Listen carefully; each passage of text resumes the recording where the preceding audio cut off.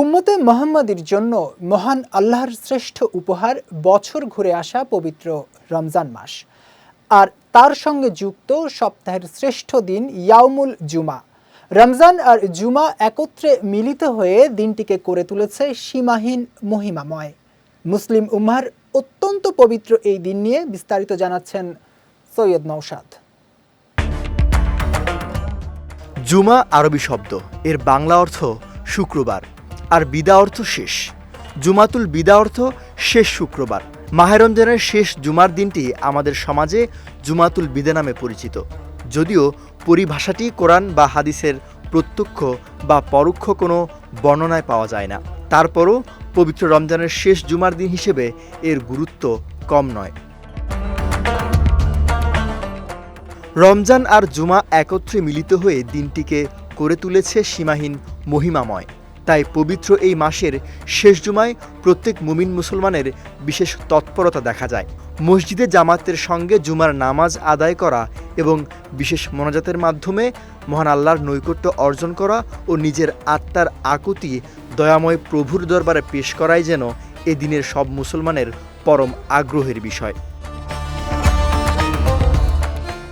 দুটি কারণে জুমাতুল বিদা অত্যন্ত মহিমাময়। প্রথম কারণ হলো রমজান। এই মাস সীমাহীন ফজিলতের মাস এবং এটি উম্মতে মুহাম্মাদীর জন্য মহান আল্লাহর বিশেষ উপহার স্বরূপ। হযরত আবু হুরায়রা রাদিয়াল্লাহু তাআলা আনহু থেকে বর্ণিত এক হাদিসে রাসূলুল্লাহ সাল্লাল্লাহু আলাইহি ওয়াসাল্লাম বলেছেন, নিশ্চয়ই তোমাদের রব বলেছেন, বনি আদমের প্রত্যেকটি নেক আমলের সওয়াব 10 গুণ থেকে 700 গুণ পর্যন্ত দেয়া হবে, শুধু রোজা ছাড়া। কেননা রোজা শুধুই আমার জন্য, আর আমি নিজেই এর প্রতিদান দেব। আর নিশ্চয়ই রোজাদারের মুখের গন্ধ আল্লাহর কাছে মেশক আম্বারের চেয়েও প্রিয়। তোমাদের কারো রোজা থাকা অবস্থায় যদি কেউ তার সঙ্গে জাহেলের মতো আচরণ করে, তাহলে সে বলে দেবে, আমি একজন রোজাদার। দ্বিতীয় কারণ হলো জুমা।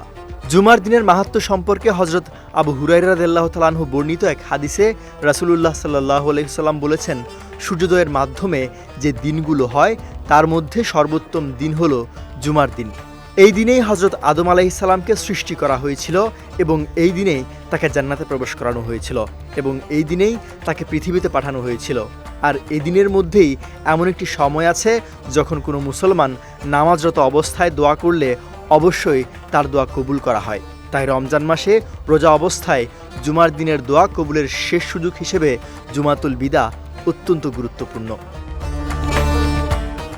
সৈয়দ নওশাদ, বিজয় টিভি নিউজ ডেস্ক।